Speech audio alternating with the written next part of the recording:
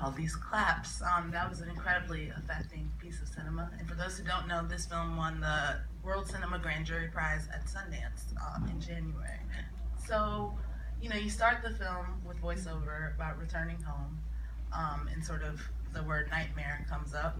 So, what motivated you personally? Because this, I can only imagine, was a tremendous emotional toll, the toll of returning home and sort of seeing this and encountering it at such a deep level. What motivated you to sort of explore this story and come home to sort of tackle this issue? Yeah. So motivation, or let's say things make me be in this path.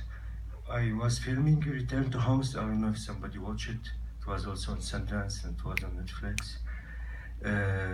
Then in the end of the film, the last block of shootings, I recognized and witnessed how a lot of people who was really shouting and asking in all demonstration for democracy and freedom, they turned to be like a radical, without going so much in every one reason, but always like a tragedy. If you are in tragedy and you feel alone, you can find thousand reasons to be radical, because you feel that all the world against you and nobody feel of you.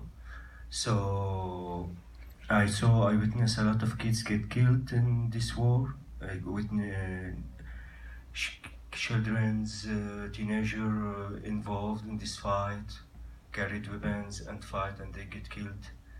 And this is one. And I saw also fathers who training their kids.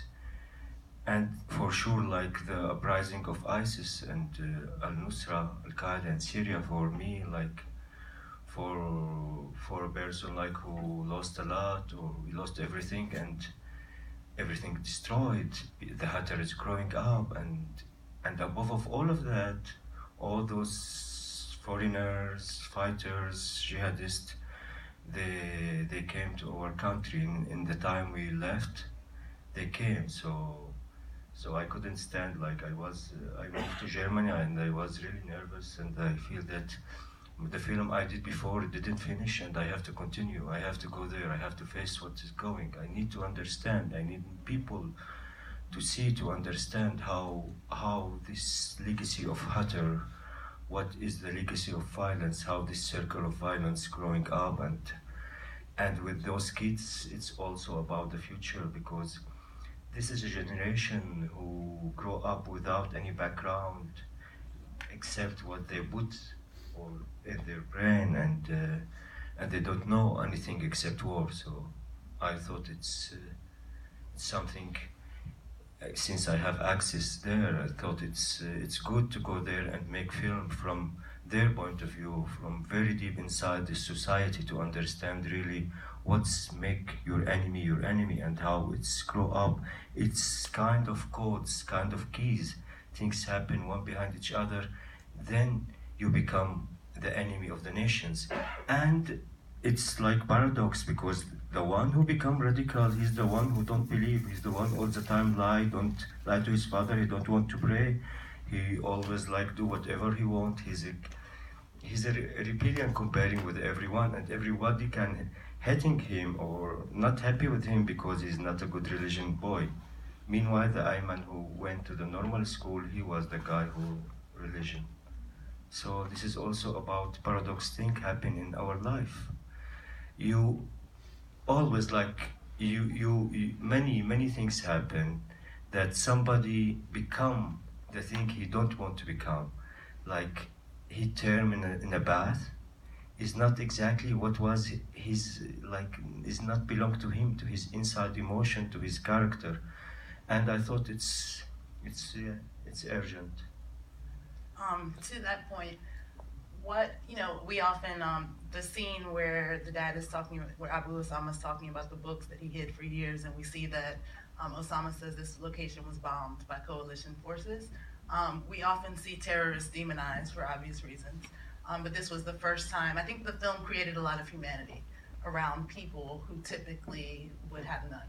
Right, so I just want to talk to you as an artist, like what was it like creating the balance and finding these scenes of childhood, of humanity, and trying to portray these people fully?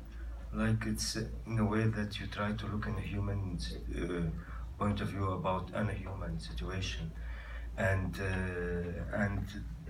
I mean it's a little bit being with those years when he turned to be an innocent childhood to be a jihadist. It's what things happen quickly and we don't recognize it. So can you ask your question again? Well, just what can you talk about artistically going into this space where you're dealing with people who gain little sympathy from the world, right? How did you approach them in the sense of trying to capture them? Just what did you think about in trying to portray them on screen? I mean, I believe children are innocent everywhere in the earth. I mean, ISIS always present present their kids, their children, already as a jihadist with a brain full of their ideology, and this is not true because kids, they are not, forget if we said innocent, they are not responsible of what the adults ask them to do, and even like everyone can have a different choice. So like being there, it's kind like, because also I belong the whole journey. I'm artist. I'm secular. I have different things. I mean, any simple thing of my personal life can cost me a head. I can lose my life if they learn anything about who I am and what is my real personal character or believing. So, and all the time try to be more emotional about those victims, let's say the kids, and also the women who didn't appear at all, because they are also victims in this war. They don't have a right even to speak at home for any except of the husband. I mean, for example, he was shouting when he back after he lost his foot. He was shouting at his wife that because she started to scream, she started to cry, and he was worried only in his brain that now they are strangers in his home and they will hear the voice of my wife, and this is a crime for him. So didn't allow her to be sad. So like it's all tragedy, really it's tragedy. This is in a closing room, the tragedy happening in a closing room, it's more for me. I'm gonna ask one more question, then I'm gonna open it up Yep. for audience questions. Yep. But going back to Abu Osama, what was one of the hardest scenes for you to film? Because it seems that scenes like the kids just playing in the water would be difficult because it goes contrary to his image of sort of what his kids should be doing. So what was difficult for you to access within? I mean, the most difficult, not talking about access, it's also about access, but it's really broke my heart, the scene in the prison, in Al Qaeda prison, the center prison, when I captured those soldiers before they get killed, and they was there, they are young, they are confused, they behaved as very bad from everyone there, and really like they was looking at me because my appearance was not like what you see me, was similar to the fighters. So this is the only way to protect myself.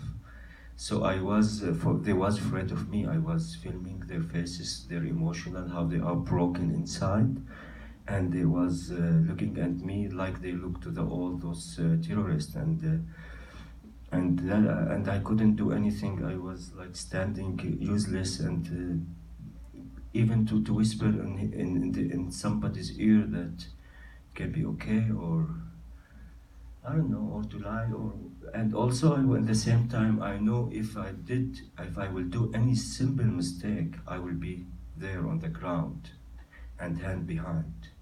So I was looking at them, I was at the same time looking to myself, looking to those poor young people, how their life ended in this way. Talal, assalamu alaikum. You're very brave. Thank you for making this film.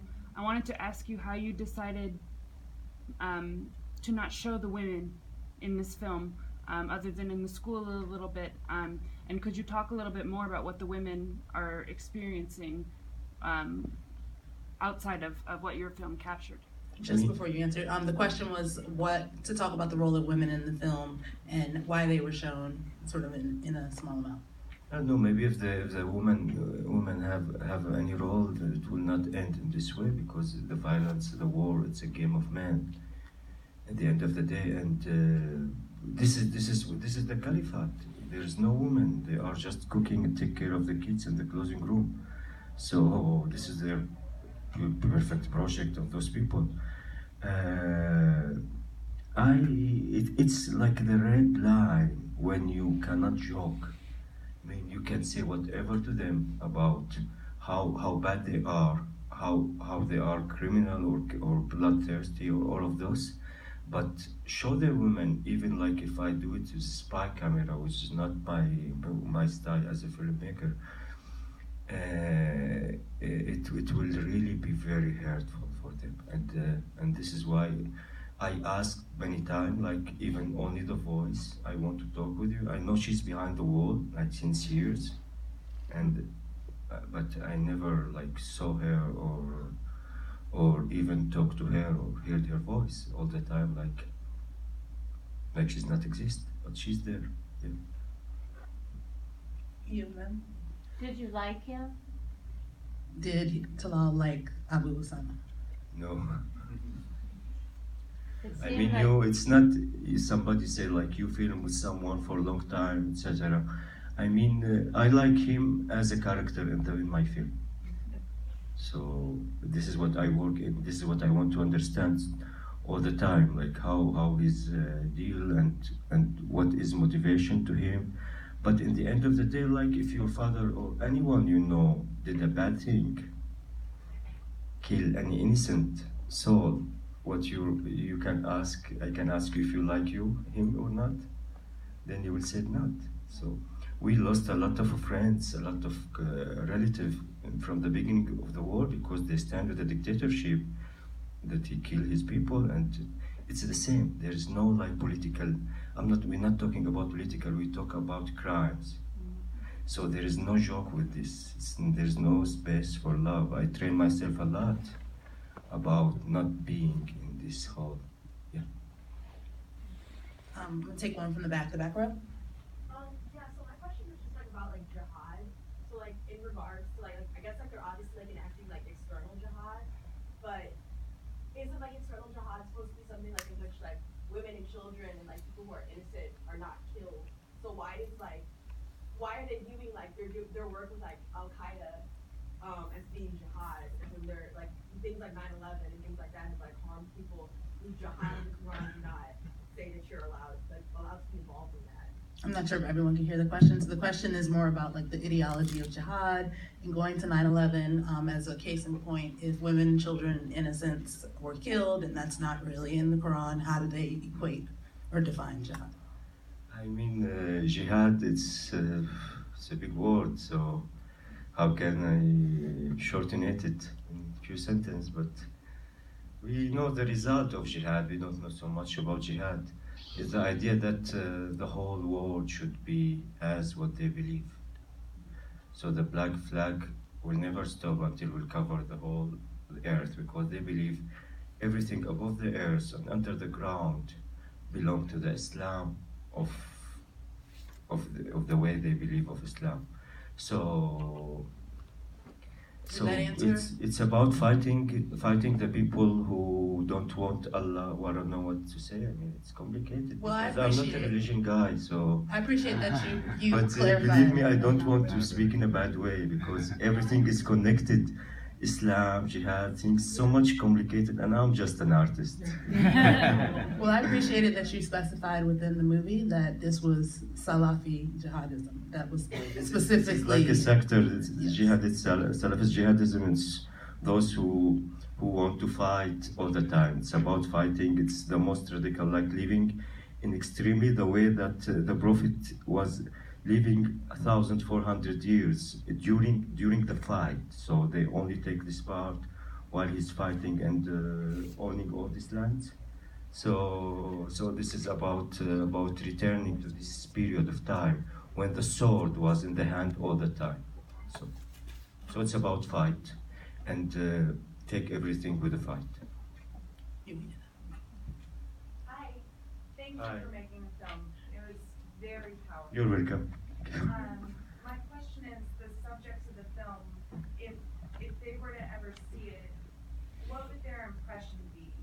Do you think it would be, they were like, yes, this is, thank you for making this film? You, what do you believe?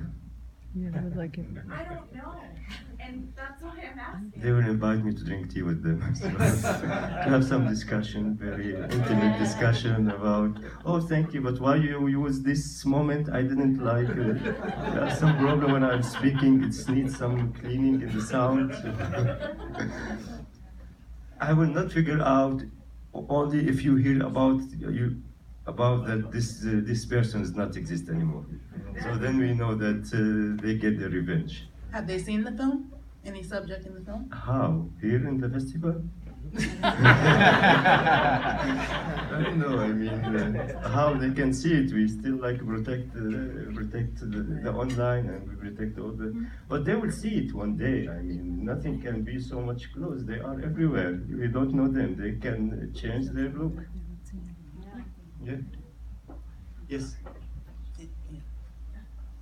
So, the thing that you expressed about children being innocent, I thought was a really good starting point. But I'm curious, was it more difficult to film in that society a film about children? And did that at all make the people you were interacting with suspicious of your intent? You mean like consider my relation with the people on the ground? Yeah. I mean, children was a little bit easy to film in the beginning, like before we start with the secret, because they told them I'm talking more social film about life and the effect of violence and all of this. But slowly I start to film with the main character. Because like kids was playing outside, like in the backyard, and I was filming, and they was looking at me. Is this guy? He came from Europe to film those kids playing with stones outside. How stupid he is. But, I mean, they what kind of games they play. You know their tools, and you know the toys. They learned from their look, what their fathers, what their uncles doing, and they do the same. So it's they learn it. This is their life. It's bombing, it's fighting, cutting head, and the religion issue. So like it's a little bit easy in a way that you are not in the front line, not with a big rank of people except of him and like two others around him. This can make the shooting be capable for many years. Like for 2.5 years, we was capable to be there. If I was really just filming in the front line with a big heads like of Al Qaeda, then to continue it will be more difficult. Always when I meet like foreign fighter, I know they are more smart with the technology. Even I hide everything, like all the information, delete a lot of photos, did some issue before I'm going there. But even with that, it's a little bit risky because the first enemy for those people who wearing masks is the camera. Yes. He has such a loving relationship with his sons. In private, was there any kind of affectionate relationship with his daughters? Not that much sure about daughters, but because when I see him outside all the time, even sometimes the daughters come around, but the sons, they are the fighters. They are the men who are carry weapons. They are the honest of the family. So they work, they bring money, and he becomes strong when he have a lot of sons. And like this paradox, like you love him, but you sacrifice with him. So I don't know if we can call this love, like the first love of everyone relation of when it's end. Your partnership, your ex boyfriend become your enemy, and you want to destroy his life because he left you, for an example. This kind of love, I don't believe it's love. It's just about yourself. You have a passion and you want to own something. So for him, we talk about kids. From the moment he born, he named him Osama because he want from him to be Osama, the junior Osama bin Laden. So what kind of love is this? You. Did you pray with them, and did they ever try to recruit you? I was praying all the time. Really, I was praying, and sometimes I spent more time when somebody like some foreigner came. Then I was praying all the time, read the Quran. The bad thing, like when you have to wake up 4 o'clock at night and the water is so much frozen, and you want to clean your hands, your face, with this you call wudu before you pray. That is the most bad things. Yeah, I learned how to pray when I was kids. I learned from school, but I forget it. Then I learn it again. I get some information. Somebody teach me. So, yeah. But it's the idea that I know I learned that I will make many mistakes. Once when he was his brother, the uncle, was teaching them how to pray, how to clean themselves before go to pray. That was for me because he noticed that I do this wrong, and he want to say to me in this way, like he brought all the kids and he started to teach them, and he catch one in his ear. This is for me. That's supposed to be my ear, but because I am in his age, so he will not do it. So.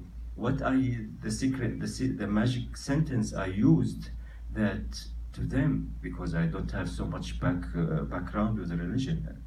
I mean, as much I learn and nothing. So in a few months or years. So what I told them that I'm a beginner.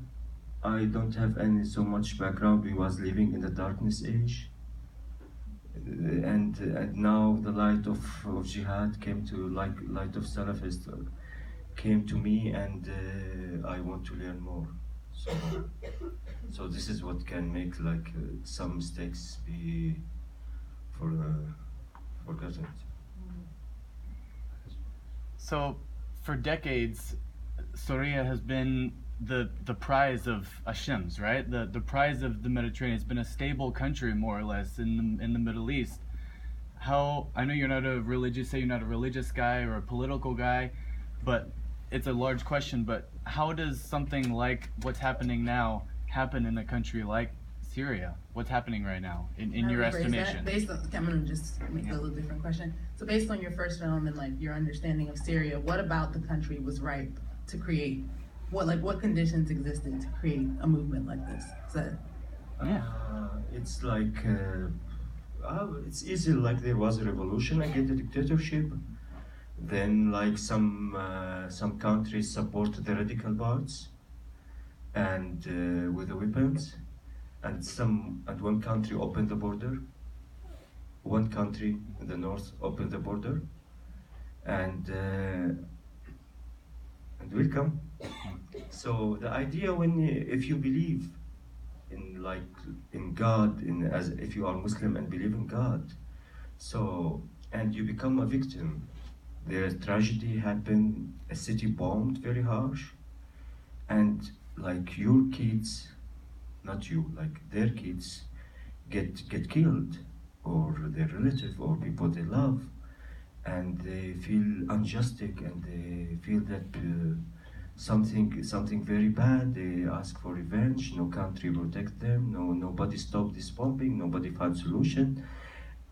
And suddenly, a professor of jihad came to you and looked deep in your eyes and told you, you are a target because you are Muslim. They killed you because you are Sunni. You are Muslim. They do all of that just because we are Sunni. And for that we have to resist and take the revenge, and then we will go to paradise. So this is, if we don't do that for religion, we will not go to paradise. If you do it for your country, if you fight for your country, for your freedom, for democracy, or for changing, for things like that, you will not go to paradise. Only you will be murderer if you fight for the name of Allah. So this is the point when they start to stall and brainwash all of those poor people. One more question. Who wants to? Were you there when he lost his foot? Yeah. And